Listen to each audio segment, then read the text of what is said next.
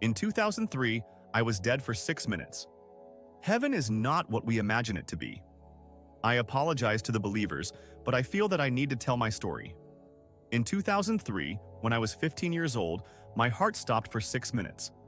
It happened on a normal day, as I was walking home from the bus stop.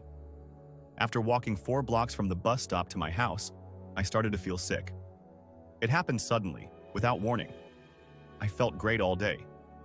For lunch, I had Bosco sticks and marinara sauce, something I had eaten hundreds of times in high school.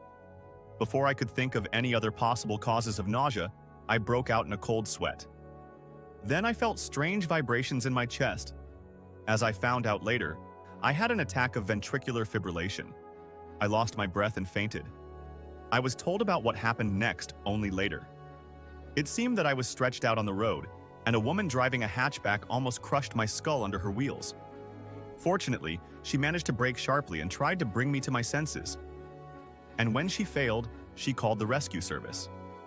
The ambulance crew arrived and found that my heart had stopped beating. Technically, I was dead. They took my body to the hospital and somehow managed to restore my heart's functioning with a shock on the way. That was the beginning of my terrifying, weeks-long journey through the American healthcare system, which ended with an ablation, a pacemaker, and mountains of debt that my family is still paying off. But now my heart is okay. And damn, is it good?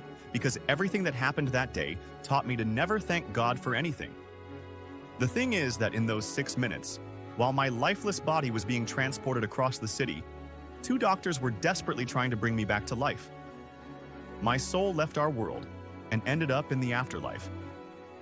During this visit, I learned things about the universe that I would have preferred never to know.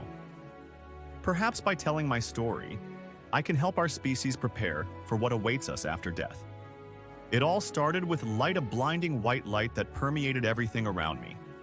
It washed over me, soothed me.